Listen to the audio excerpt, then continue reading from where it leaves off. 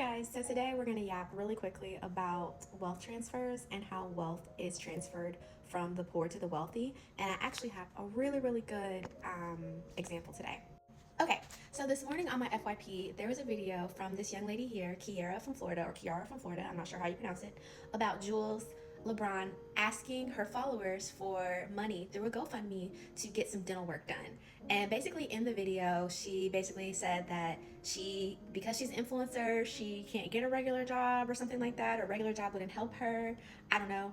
And anyway, what ended up happening was she got about $45,000 from her followers, getting an offer from a dentist to end up doing her dental work for free, and she basically refunded the money that was sent in the GoFundMe.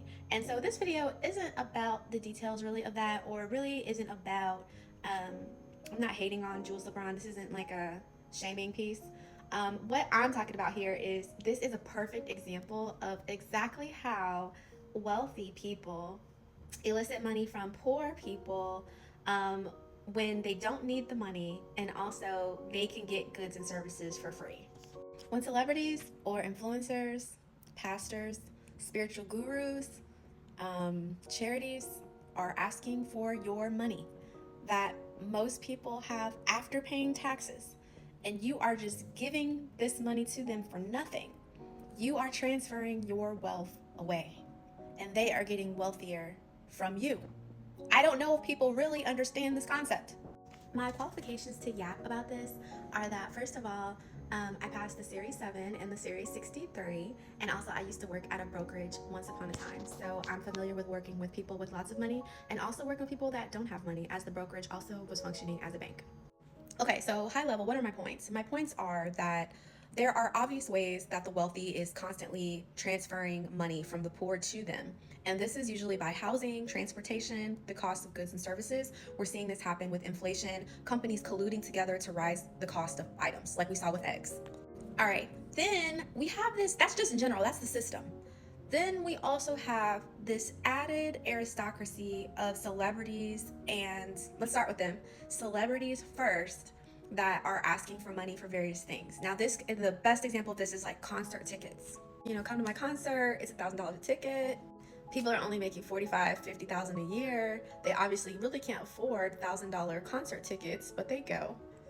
And also the cost of like designer things, or buy these products, buy these clothes, but they actually don't have to pay for these clothes themselves, even though they can afford it.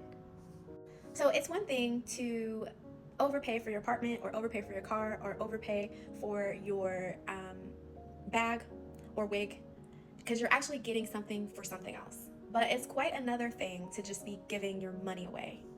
People have this idea that there's some sort of like new money or something like that, when really the wealth and money that has been created, there's really not new wealth and new money that's being created. It is wealth that is being transferred. So the wealth is really just changing hands. So whether it's staying in the wealthy circles, companies just transferring it back and forth to each other, it's not like new money is being made. And I don't think people really understand this concept. A lot of this system is revolving around exploitation, whether that is them getting a service, them getting a product like a bag for dirt cheap, cost them $1 to make it, but then they sell it to you for thousands of dollars.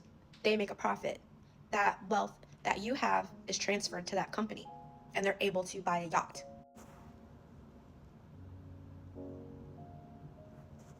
The other side of exploiting the cost of goods and services is also underpaying your employees. And when you underpay your employees, then you are able to save money, which means that you can buy a yacht. So this yacht here is owned by someone from Walmart.